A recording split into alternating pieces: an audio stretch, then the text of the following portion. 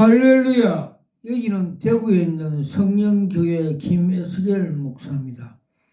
오늘 은혜 받을 설교 제목은 예루살렘으로 올라가시는 예수 그리스도를 알아보겠습니다.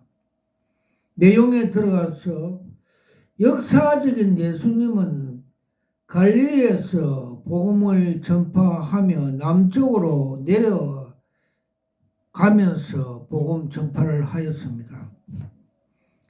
사마리아와 유대 여러 동네에서 복음을 전파하면서 많은 병자를 고쳤습니다. 예수님은 이 기간에 70인 제자들을 파송하여 전도하게 하였습니다.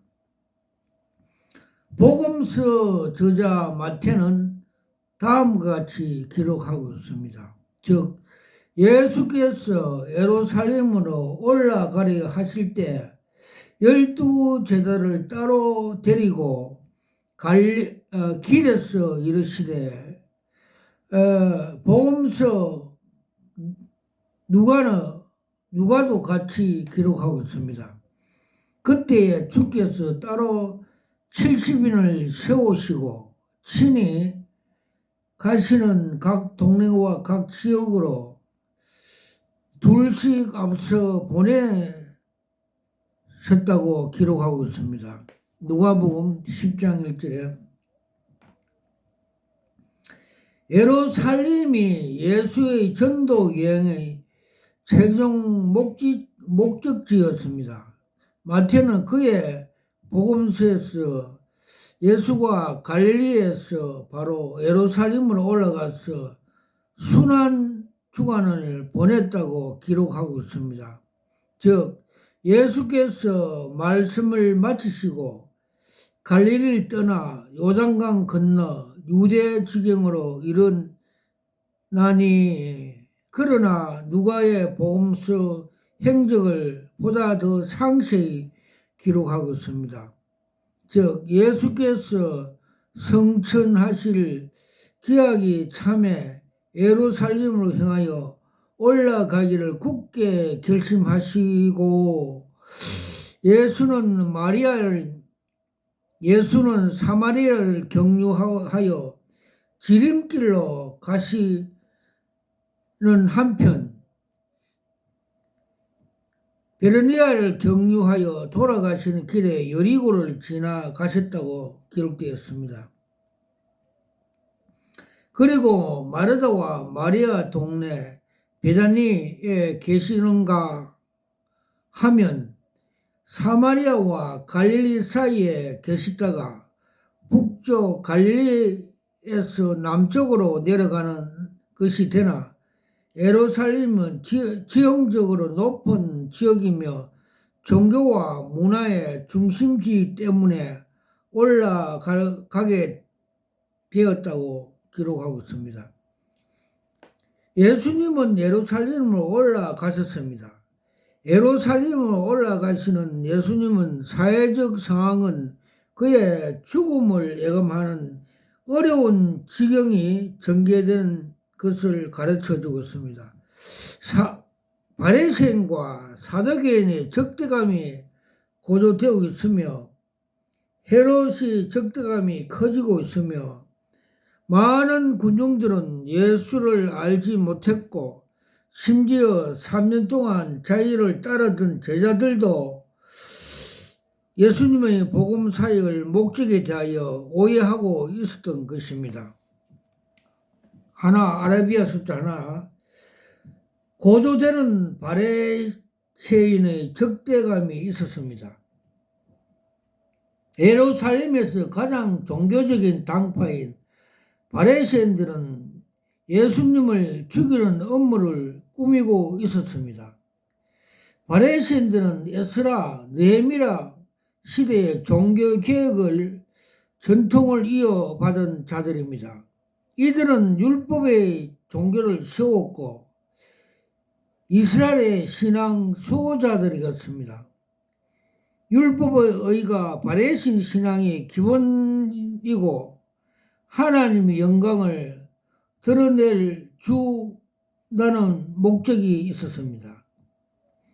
그런데 왜 바리새인들은 갈릴리에서 올라오는 예수님을 저주받는 존재라고 하였던가? 첫째로 나사렛 출신 천민 출신 예수를 메시아로 인정할 수 없다는 것입니다.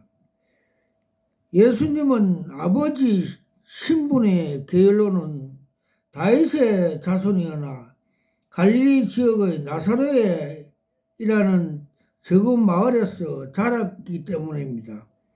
예수님은 목수의 아들로서 공적인 율법학에서 다니지 아니하였고 예루살렘의 바리새인들은 전혀 무명의 전도자 예수님을 자기의 제도권 안으로 받아들일 수 없던 것입니다. 둘째로 예수님이 자기들이 금과 목조에 이르는 어긴 율법의 전통을 무시하였기 때문입니다. 예수님은 바리새인들에게 귀하게 여기는 모세의 율법과 이를 전통을 깨뜨렸습니다. 바벨론 기항 이후에 유대교는 선지자의 영을 떠나서 하나의 율법 종교로 제도화되어 버렸습니다. 바리새인들은 율법으로 문자적으로만 지키고자 하는 수구주의자들이었습니다. 그리하여 바리새인들은 종교에 영이 없는 문자만 있는 제도적인 종교가 되어버렸습니다. 그러므로 예수님은 화수가 율법 종교에 대하여 그 속에 송장이 들은 해치한 무덤이라고 비판하였습니다. 셋째, 예수가 자신을 하나님과 동일시하였던 것입니다. 유대인들은 하나님을 너무나 두려워하여 감히 하나님 이름을 절대로 부르지 못했습니다. 그런데 예수님은 하나님을 아버지라고 부를 뿐만 아니라 자기를 하나님 아들이요 심지어 자신을 하나님과 동등하다고 하였기 때문입니다. 바리새인들은 이에 대하여 예수님의 행위가 신성모독이라고 느껴졌기 때문입니다. 두 번째, 고조들은 사도개인의 적대감을 알자 사도개인들은 바리새인과 종교적인 견해에서 서로 달랐으나 이들이 눈에 나타난 예수님의 신흥 종교 운동을 저지하는데 서로 협력하는 사이가 되었습니다. 바리새인 사도개인들은 다음 이유로 예수님을 저지하고자 하였습니다. 첫째로 이들은 세속주의자들이었습니다. 이들은 새로운 종교 운동이 일어나는 것을 반대하였습니다.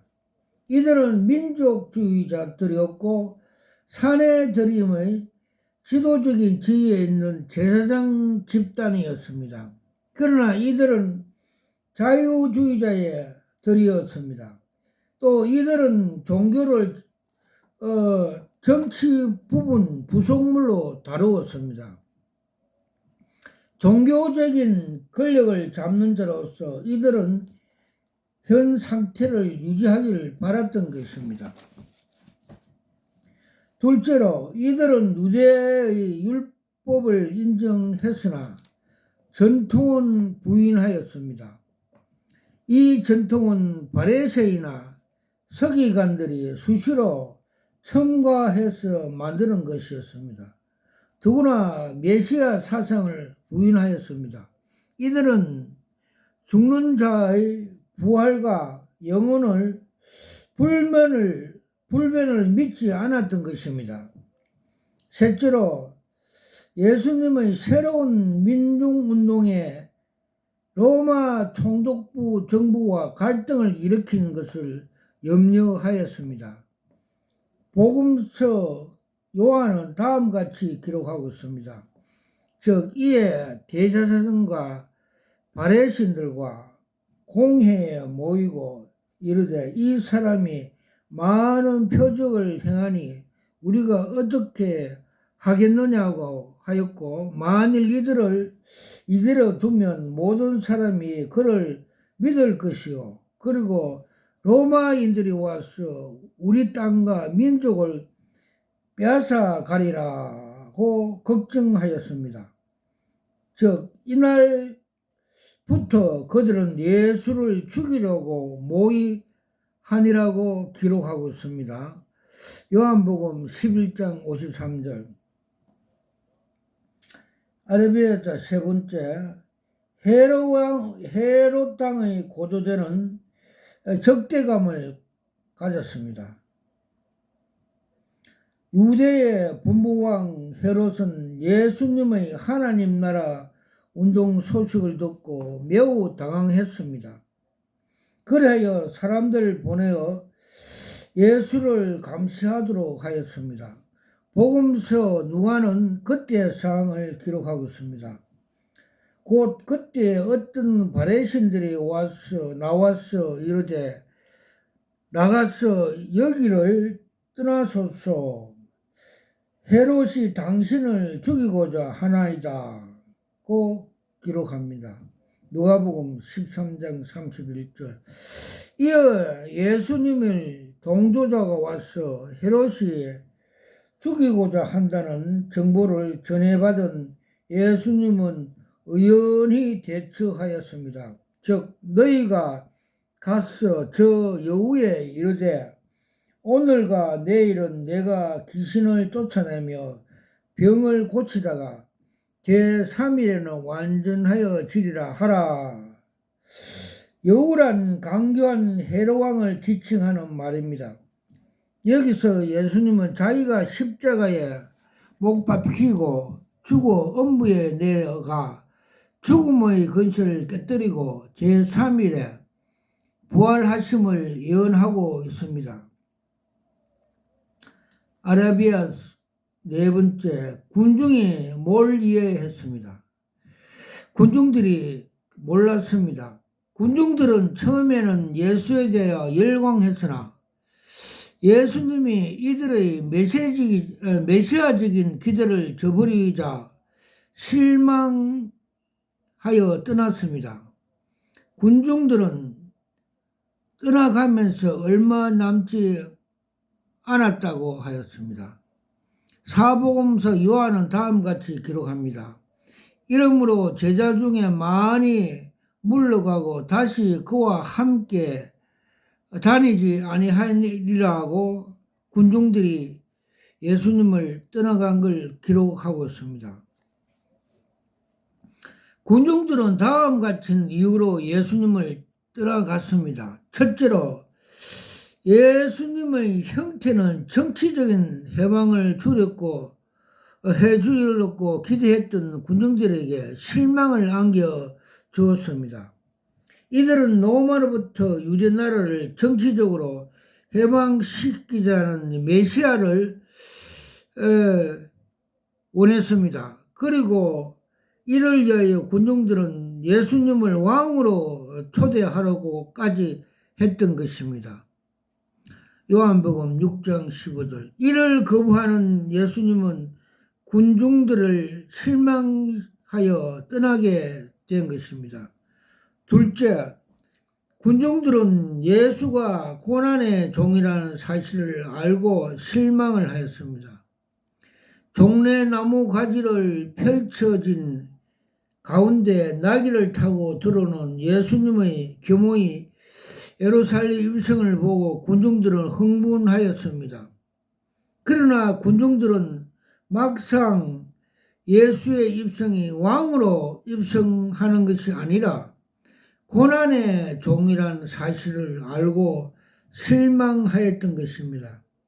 그러나 구약 성경에 의하면 진정한 메시아는 고난의 종의 모습으로 와서 비참한 모습으로 구원을 가져온다는 것을 기록하고 있습니다. 이것은 복음서 저자가 한결같이 말하는 메시아의 발음입니다. 셋째, 군중들은 예수님이 선포한 하나님 나라의 메시지를 알지 못했습니다. 이들은 예수의 영적인 설교에 대하여 무지하였습니다. 예수가 전한 하나님 나라 복음은 이를 육신적으로 이해한 이들에게 놀랍고 팔짝 뛰는 말이었습니다. 그래하여 예수가 전한 하나님 나라 복음은 이들을 육신적으로 이해하는 많은 사람들이 하나님 복음을 적대자로 만들었습니다. 세상의 질서에 속한 자들은 언제든지 하나님 나라에 대적하고 있습니다. 그래야 세상 사람들은 하나님 아들을 십자가에 못 박았던 것입니다. 다섯 번째, 제자들이 몰랐습니다. 심지어 제자들까지 예루살렘을 향하여 순교적인 각오로 올라가던 스승의 마음을 헤아리지 못했습니다. 신앙 고백을 한 수제자 베드로까지 예수님이 고난의 종이라는 사실을 이해하지 못했던 것입니다. 복음서 저자 마태는 다음과 같이 기록하였습니다. 이때로부터 예수 그리스도께서 자기가 예루살렘에 올라가 장로들과 대제사장들과 서기관들에게 많은 고난을 받고 죽임을 당하고 제3일에 살아나 할 것을 제자들에게 비로소 나타내신 것입니다. 마태 16장 21절. 이를 듣고 제자들 대표인 베드로가 예수님을 만류하였습니다. 즉 주여 그리 하옵소서. 이 일이 결탄코 죽게 미치 아니하리라. 이러한 제자들의 태도를 보고 예수님은 사탄아 내 뒤로 물러가라. 너는 나를 넘어지게 하는 자로다. 내가 하나님 일을 생각하지 아니하고 도리어 사람 일을 생각하도다 하시고 베드로를 책망하였습니다. 이들 제자들은 예수님이 나중에 잡히실 때 뿔뿔이 헤어쳐 도망하였습니다. 예수님이 십자가에 달려 죽으시자 본래 자기 직업으로 되돌아갔습니다. 여섯 번째, 헤르몬 산에서 영적인 체험을 했다. 가이사라 빌립보에서 결심으로 하신 지 사흘 후에 예수님은 베드로와 요한과 야곱을 데리고 헤르몬 산으로 가서 기도하는 중에 자기의 형상이 변해되는 신비한 경험을 하였습니다. 복음서 마태가 이 장면을 자세히 기록하고 있습니다. 그들 앞에서 변형되사 그 얼굴이 해같이 빛나며 옷이 빛과 같이 휘어졌더라. 제자들은 모세와 엘리야가 예수님과 더불어 말씀하는 광경을 보았습니다.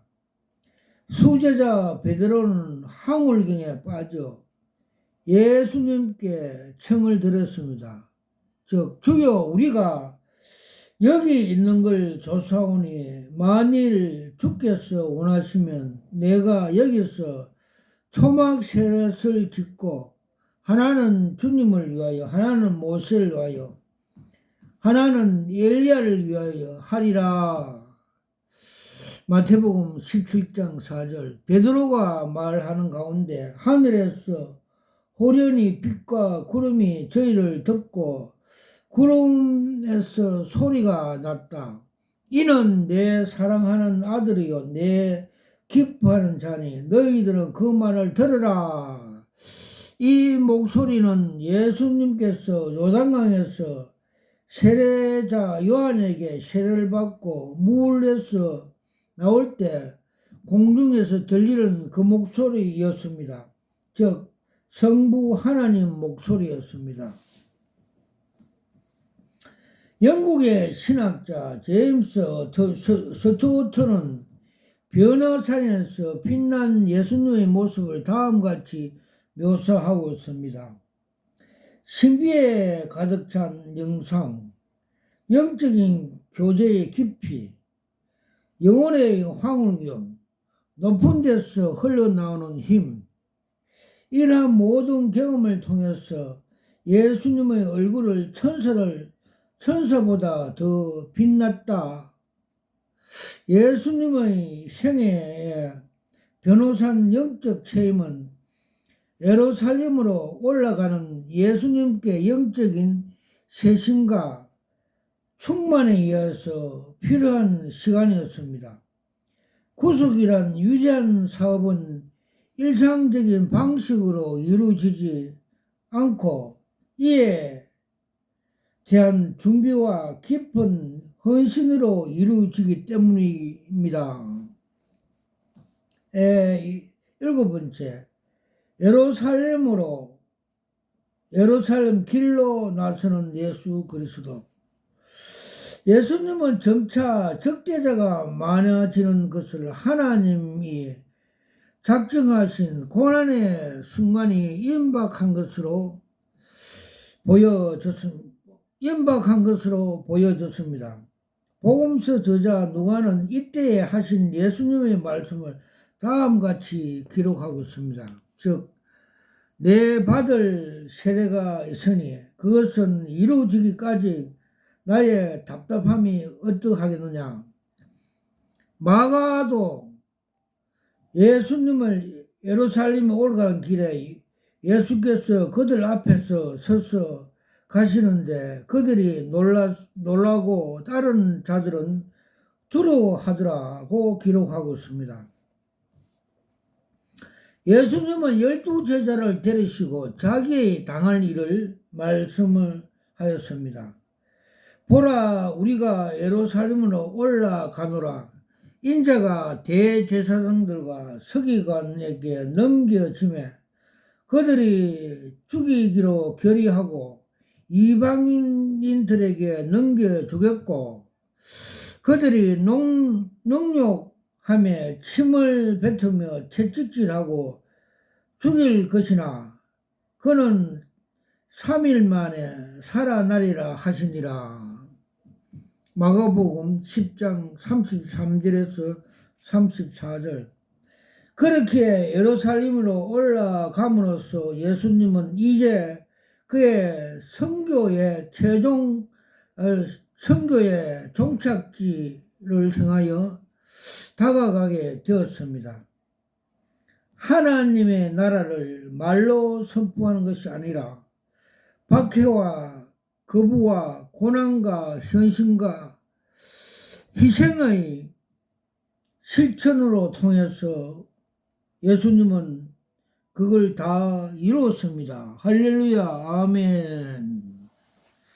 예수님은 우리에게 우리 죄를 속량대속하기 위해서 자신이 직접 예루살렘으로 올라가서 고난을 당하고 십자가에서 죽은 후 3일 만에 다시 살아나와서 우리들에게 사망의 근세, 죄와 사망의 근세를 모두 이루시고 예수님을 믿는 자에게 영원한 생명을 주기 위해서 예루살렘으로 올라간 것입니다. 아멘. 하나님께서 저가 목사 안수 받을 때 저가 무릎을 꿇고 두 손으로 계시언사, 계시언사 힌도를 받았습니다. 제가 그때 받을 때, 아, 이거 여러 수억짜리입니다. 감탄하면서 받았습니다. 또 주님께서 너는 에스겔 사명을 받으라. 에스겔 3장 33장에 나오는 에스겔 파수꾼 나팔 부는 사역을 주셔서 그 사역을 하고 있습니다. 그래서 그동안 주님께서 하늘에 삼청천을 보여주시고 그 뒤에 무지개를 보여주시고 또 이름이 생명책에 기록된 것도 보여주시고 또 하늘에 생명수 강이 흐르고 많은 과일들이 열매를 맺혀 있는 걸 보여주셨습니다. 그 하나님 우리 주님께서